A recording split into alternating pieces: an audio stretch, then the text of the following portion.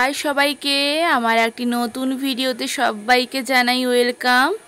না আজকে কোনো মেকআপ বা মেহেন্দির ভিডিও না, আজকে তোমাদের সামনে জামাই ষষ্ঠীর ভিডিও নিয়ে চলে এসেছি। এতদিন হয়ে গেলেও নানান ব্যস্ততার কারণে ভিডিওটা এডিট করার সময় হয়ে ওঠেনি, তো শেষমেশ ভিডিওটা এডিট করে উঠলাম।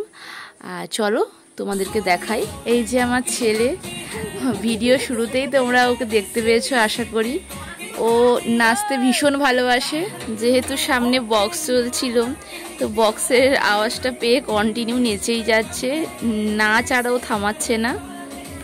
তার সাথে আমার দাদার ছেলেও নেচে যাচ্ছে, আর পাশে আমার কাকু, আমার আরেক দাদার ছেলে, বড়দার ছেলে, তারাও খুব আনন্দ করছে। আর পাশে তো আমার বাবাও নেচে যাচ্ছে, বাবাও খুব হই হুল্লোড় এসব খুব পছন্দ করে। সব দাদার ছেলেরাই নাচতে ব্যস্ত বক্সের সামনে, সবাই খুব আনন্দ করছিল। এদিকে বাড়িতে প্রায় সব আত্মীয়ই চলে এসেছিল, রাতের খাওয়া দাওয়াও শুরু হয়ে গিয়েছে। কত রকমের মেনু হয়েছে তোমরা দেখতেই পাচ্ছ। আর এই যে আমার বড়দার ছেলে, ওর সামনে ফোনটা নিয়ে যেতেই ও বায়না ধরলো যে ওকেও ক্যামেরাতে দেখাতে হবে।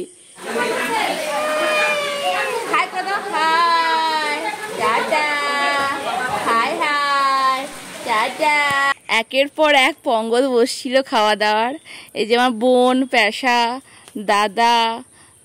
দাদার মেয়ে, জেঠু, বাবা, আমার কর্তা মশাই, আবার আমার দাদা, সবাই মিলে খেতে বসেছিল ওরা। এটা তো ছিল জামাই ষষ্ঠীর আগের দিন, মানে শনিবার রাতের খাওয়া দাওয়া হই হুল্লোড় পর্ব।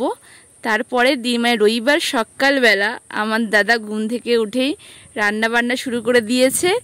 তার পাশেই আমাদের রান্নার কাকিমাও রান্না বান্না শুরু করে দিয়েছে একদিকে।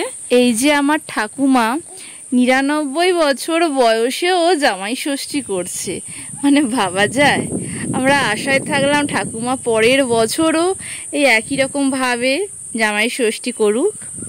এই যে আমার সব পেশা পিসিরা।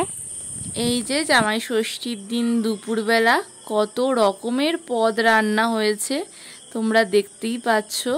আলু ভাজা, উচ্ছে ভাজা, শাউর ভাজা, কমলি শাক ভাজা, বাঁধাকপি, চাটনি, ডাল, মাংস, বড় মাছের ঝোল, চিংড়ি মাছের টক, আর সাথে ছিল বড় বড় রসগোল্লা, দই, পাঁপড়, পায়েস ইত্যাদি ইত্যাদি। তারপর দুপুরে খাওয়া দাওয়া শেষ করে বিকেলে শুরু হলো জেঠিমা কাকিমাদের মায়েদের জামাই ষষ্ঠী।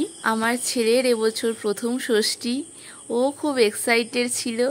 ওর পাপার কোলে বসে ষষ্ঠী নিচ্ছিল এবছর জামাই সেজে। এই যে আমার মা, জেঠিমার পর মা ফোঁটা দেওয়া শুরু করেছে। একদিকে আমাদের বাড়ির বড় জামাই বাবু রয়েছে, তারপর আমার বোনের বর রয়েছে, তারপরে আমার কর্তামশাই রয়েছে।